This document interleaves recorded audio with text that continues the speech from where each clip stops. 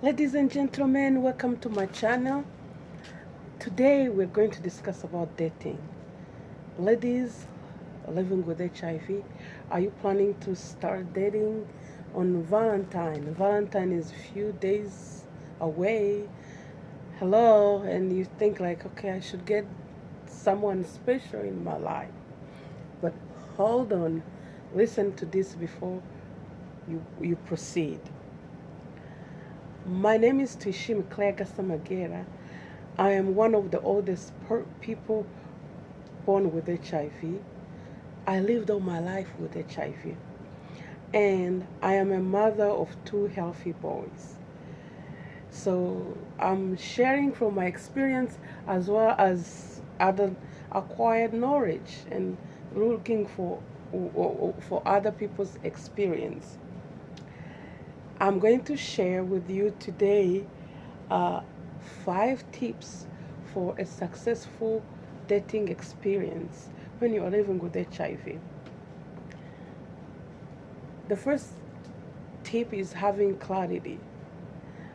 Having clarity about exactly, be crystal clear what you want in terms of education, religion, race, how many kids we will have, wealth, where do you want to be, your ambition, your dreams. Just be crystal clear how the person you want to bring in your life will look like and the characteristics he will have to bring. Also decide, is it going to be a long-term relationship, a short-term relationship?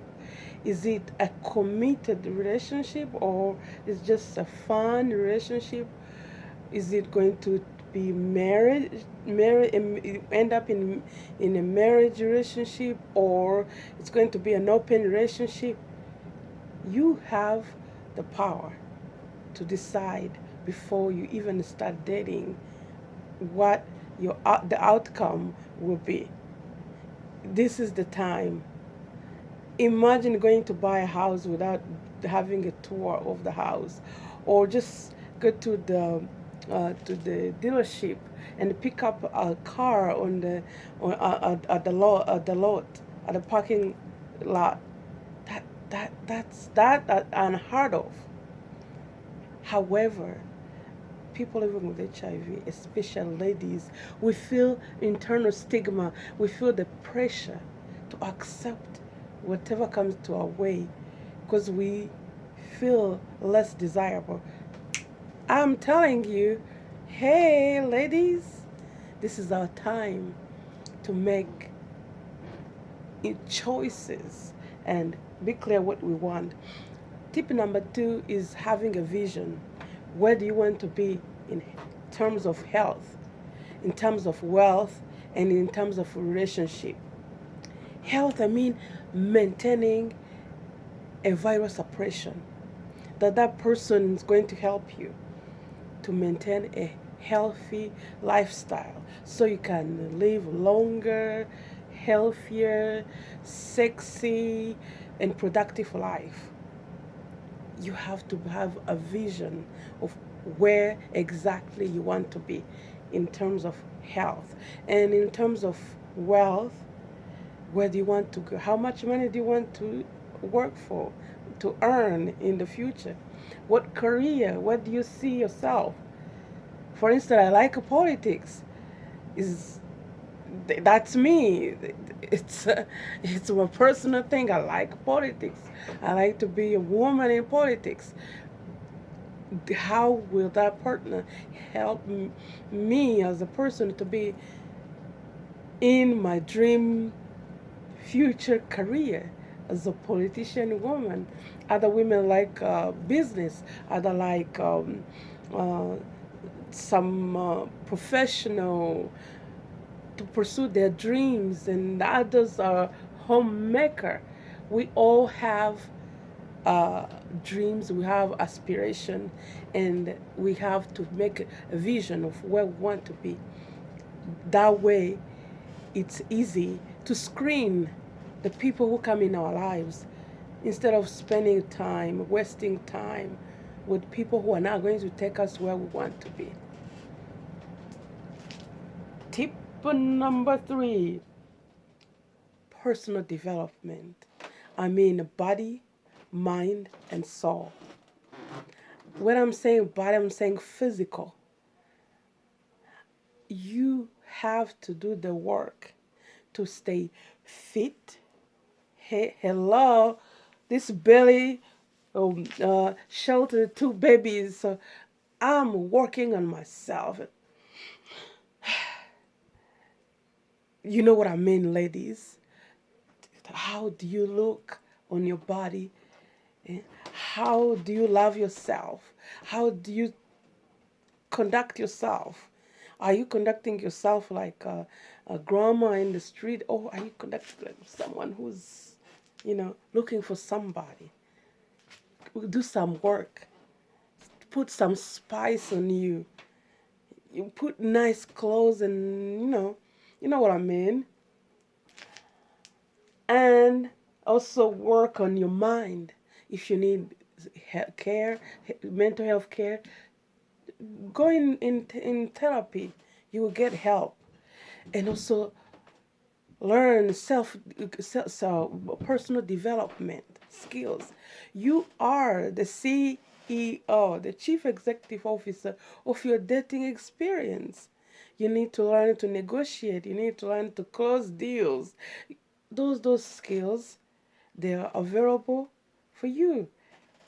Just look for the the resources so you can develop your personal and mental, so become a wise woman before even you go dating. And also develop your soul. We all have something we believe in.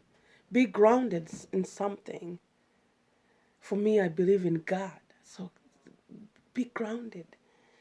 If you read the Bible, be grounded in the Bible. If you read the Quran, be grounded. If you read the Torah, be grounded. But just know that you are 100% complete. You don't need a man to complete you. Be grounded. Tip number 4, develop a queen mentality. Hear me on this. I'm going to share you a story, a personal story that happened in my family, showing you how some family train men to be king and women to be queen. It will give you an idea. Stay tuned. Developing a queen mentality, we are not helpless. HIV did not reduce us to hopeless, helpless. And when you meet a guy, you start saying, "Oh God, thank you. I have been praying for you. I don't know what I will do without you." You meet a guy, you start texting 10 texts. He send one, you send 10 texts. That's helpless. Stop it. Sell yourself high. Be variable. Show your worth. Don't just chase men. Queen, don't chase men. We used to do those mistakes in the past, but now we're grown. Now we have medication. We are living longer. We're not helpless. We are living a healthy, full life. Number 5, don't rush. Take time to prove the date character. A tree does not give fruits in one day. So, how do you know that tree is going to give avocado or apple? Potential is not an asset. Saying someone has the potential to do this, has this kind of degrees, has this kind of whatever, just take time. Is that person a person who stay in a job, who keep a job? Is that a person, how does he interact with the family? How does he maintain friends? What circle of friends? Where does he go? What are the behaviors? And take your time. If you want to know the mistake I made, check my other video where I talk about my mistake. 5 mistakes I made while I was dating. So, ladies and gentlemen, don't chase men, don't sext men, don't text men, and don't tweet men. Just let men look for you, because you are worthy of everything good that can happen uh, to someone.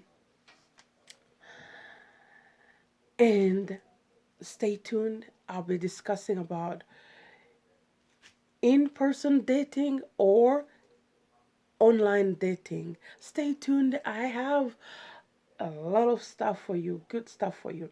As promised, let me share the story. For privacy, I will not share the relationship I have with these people. But one of my roommates, she was 17. She was living with me and she was going to high school. And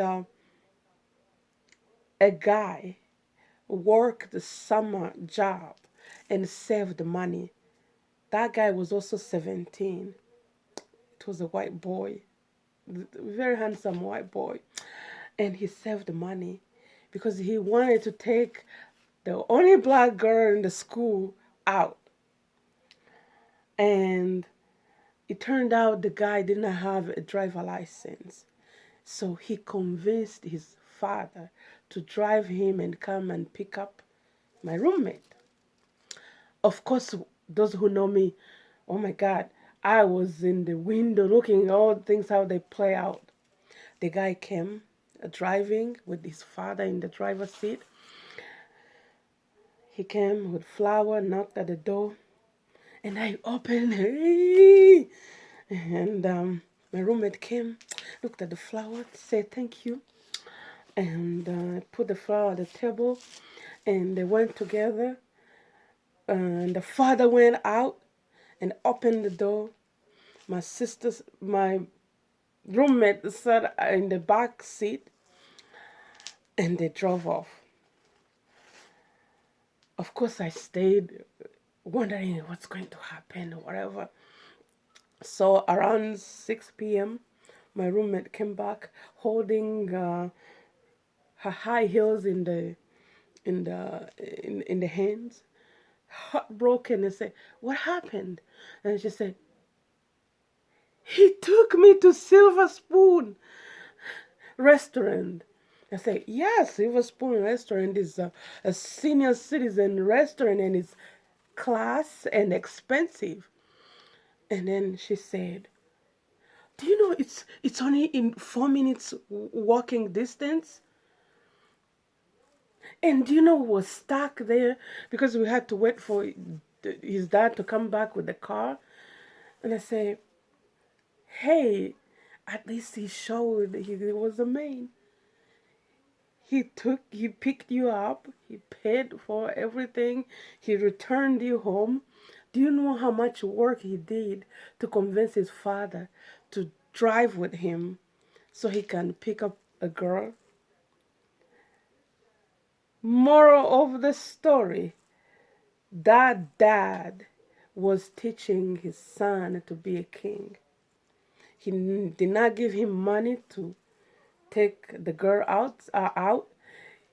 He knew that the boy did not have a driver license. He had a driver permit. When you're not 18, you cannot drive without having a grown up with you. So he had to convince his dad. Imagine how much energy it took him to really come and pick up my roommate. So, ladies and gentlemen, I wish you can have somebody working summertime, convincing his dad to drive with him and pick up a girl and take a girl. And I told my roommate, "Don't be mad he took you to Silver Spoon. Maybe he didn't want to show his dad doesn't have driver skills by turning her around. So he decided to go up the street where it's easy to park and without showing his dad he's shaking behind the wheel." Thank you so much for listening to my story, and I will see you to the next video. Bye.